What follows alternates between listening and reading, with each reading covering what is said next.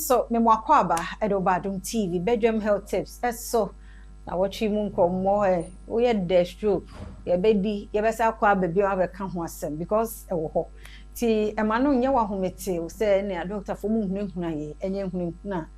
wunimu a wunim ba se wunim panso na utwi wani a ehun sunsuanso no de ye nyina ye so me de asede ma endpoint homeopathic clinic na daroma e de brewo yare bia ofre no oje so ya freno say yare nko ade a ofre na obeje so 0244867068 oba beti etine dwam eboaye yemu akwaba ye da CP chechira ode mai ni sododo ene yenhwe complications ewomu a stroke na ese de awie na wochi ensa meka stroke of abai no me se moja na ndru adwene ne ho enam esi akwan ana se adwene ne mu ntine no moja no ntine ne wotena moja ne nwunu a nini na awie ye ne se moja ndru ho enti ebetumi akose brain damage ena apart from no stroke na nkasa cause disability nipa no ntumi nye hwe into obeye burden anasa sebi adesoa ema ebusua no ema oman no ema baby bi owo bia nti se wo na ye okunu ye oyira ntumi ndi ujuma te se na ye wudi no ntumi nye hwe because nipa no no ntumi nye ne wo hwe sabre na o se oboa no ebetumi so ama wawu depending on the cover by no say yensi ye intervene a ubetumi ewu enti we ekose organ damage ebetumi affect wo organs no because jumedie na o say muja edi oni pedwemu afusane ema niema bi sisi niema bi so no aye impaired because of the stroke enti ubetumi so ewu enti we no any complications of stroke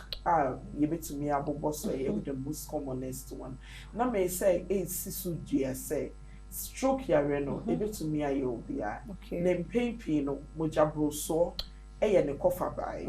enti hwe so obehwe wo BP ne ye ka BP asema onim so ye yan emfa ho but say yare na ba bedru ye mmebunu ne so empanifo ne de omo no mo ndro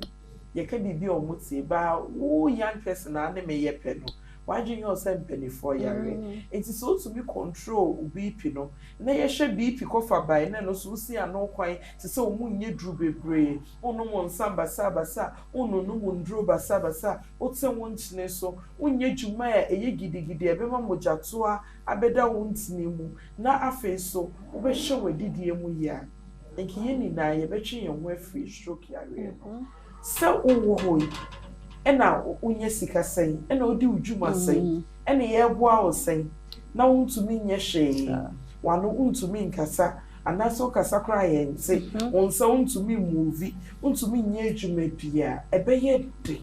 iti mesremo mumie hwe ya na monto ye mumie hwe ye didie mu ye ya ho kika yenye exercise sene ebeya ebeboa because stroke no ne konye de and they are very expensive because apart from seeing a man wundro a obenom no ndro ne boarding and na face so also ye physiotherapy I will say doctor no do physiotherapist so fifa near sequence ebeboa ma wonsa na enye ejuma na honam na enye ejuma wa restore and ebi mu dey take weeks no one recover ebi mu dey take months ebi mu dey years ebi mu kran recover menim se me odi ebetia ye into show musu ye das yes ye da say oba Betty Usu ansa principal nursing officer Wargan North municipal directorate na watchi stroke ehun komo ono ya chei esremo owayare sabia ho so dem de woka enyi hu achinye